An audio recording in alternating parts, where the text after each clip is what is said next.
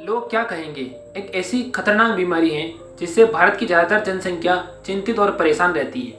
उन्हें लगता है कि जैसे उनकी प्रतिष्ठा दांव पर लगी हुई है और हमारे यहाँ किसी की भी प्रतिष्ठा हमेशा इस बात पर निर्भर करती है कि लोग क्या सोचते हैं और क्या कहते हैं। और आमतौर पर लोग क्या कहते हैं वो आप सब कुछ जानते हैं। अजी, आपको अपनी ज़िंदगी स्वयं को जीनी है, दूसरों की नहीं। अगर आपको अपनी ज़िंदगी जीनी है तो आपका जैसा मन कहेगा वैसा ही जिएंगे। और आपको तो पता ही है कि लोग क्या कहते हैं। लोग एक ही चीज़ कहते हैं कि अच्छा काम हो गया तो अच्छा कह देंगे और ख़राब काम हो गया तो उसको ख़राब कह देंगे। दो चीज़ों के अलावा तीसरा चीज़ कुछ नहीं होती है। और एक चीज़ हमेशा ध्यान रखना, कुछ तो लोग कहेंगे, लोगों का काम है कहना। अगर लोग ही नहीं कहेंगे तो हमें कैसे पता चलेगा कि हम आगे बढ़ रहे हैं या पीछे जा रहे हैं। इसको समझने के लिए हम एक कहानी सुनाते हैं, उस कहानी से आप अच्छे से समझ पाएंगे। एक बार की बात है, भगवान बुद्ध का एक शिष्य था जिसका नाम था आनंद। वह बड़ा ही महत्वाकांक्षी साधु था। वह अपने अभ्यास में काफ़ी मेहनत करता था और अपने साथी भिक्षुओं द्वारा बहुत सम्मानित था। क्योंकि वह ज़्यादा अभ्यास करता था इसलिए उसके साथी उसकी कदर करते थे। एक दिन आनंद ने दुनिया की व्यापक समझ हासिल करने के लिए बौद्ध धर्म के बाहर विभिन्न शिक्षाओं का और दर्शन का पता लगाने की इच्छा व्यक्त की। वो चाहता था कि मैं और ज्ञान बटोर लूँ जिससे मैं बौद्ध धर्म में और अपनी सम्मान तरीके से जी पाऊँ। आनंद के इरादों की खबर पूरे मठ में फैल गई और कई भिक्षु उसके इस फैसले से नाराज भी हो गए और उन्हें डर था कि वह बौद्ध धर्म को त्याग देगा और उनके जीवन के तरीके को बदनाम करेगा। और इन भिक्षुओं को इस बात की गहरी चिंता थी कि लोग क्या कहेंगे। अगर उन्हें पता चला कि उनका अपना कोई अन्य विश्वास जो प्राणी है उनको अलग तरीके से ले जा रहा है या कुछ अलग कर रहा है तो बौद्ध धर्म में लोगों का जो विश्वास है वो टूट जाएगा। ऐसा उन सभी शिष्यों को लगता था। प्रतिक्रिया और आलोचना के बावजूद आनंद ने अपने दिल की सुनने का फैसला किया और अपनी यात्रा पर निकल गया।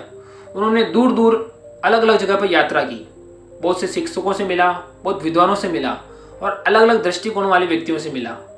वे अपने अन्वेषण के दौरान सम्मानपूर्ण और खुले विचारों वाले बन गए। क्योंकि वो बाहर घूमते थे इसलिए उनके विचार खुले हो गए। हमेशा जीवन आध्यात्मिकता और अपनी समझ को गहरा करने का प्रयास करता है, इसलिए हमें ऐसा ही करना चाहिए। साल पर साल बीतते गए। आनंद मठ में लौट आया। उनके साथी भिक्षु काफ़ी जिज्ञासा लेकर उसके पास आए और उनका स्वागत किया। जिन्होंने सोचा कि उनकी अनुपस्थिति के दौरान उन्होंने क्या सीखा। तो आनंद ने विनम्रतापूर्वक अपने अनुभवों और जो भी अपनी यात्रा में लोग मिले उनके बारे में अपना ज्ञान साझा किया।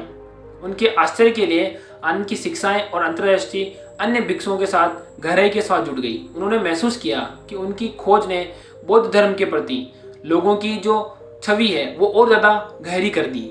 लोग उसके कारण और ज़्यादा बौद्ध धर्म में विश्वास करने लगे क्योंकि उन्होंने बाहर जाकर बौद्ध धर्म को और फैलाया। अपने ज्ञान को अगर अपने तक सीमित रखोगे तो वो दूसरों के पास नहीं पहुंच पाएगा और आपका ज्ञान आपके तक सीमित रहकर चला जाएगा और कहीं ना कहीं आपके साथ वो खत्म हो जाएगा। इसलिए अपने ज्ञान को दूसरों तक बांटो।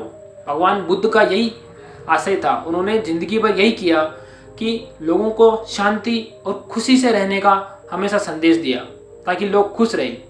आनंद की कहानी में सिखाती हैं कि आलोचना और सामाजिक अपेक्षा आपको हर जगह मिलेगी। आपको अपने दिल की सुननी है और सच्चे ज्ञान की खोज में आपको निकल जाना है। जो आपका दिल कहे कि मुझे ये काम करना है वो काम करो। बस अपने दिल की सुनो। कुछ तो लोग कहेंगे, लोगों का काम है कहना।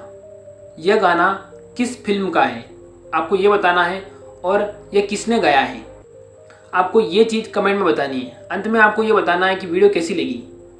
वीडियो अच्छी लगी हो तो लाइक कर दें, चैनल पर नए हैं तो सब्सक्राइब कर दें। और हाँ, हमेशा मेरी एक बात ध्यान रखना, लोगों की नहीं सुननी है।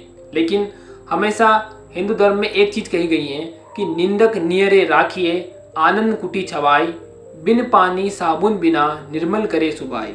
निंदा करने वालों को हमेशा अपने आसपास ही रखना चाहिए ताकि हमें अपने अंदर की कमियां वो लोग बताते रहेंगे और हम उन कमियों को पूरा करके, उन कमियों को ठीक करके हमेशा आगे बढ़ते रहेंगे। मुझे पूरा विश्वास है आप भी आगे बढ़ते रहेंगे।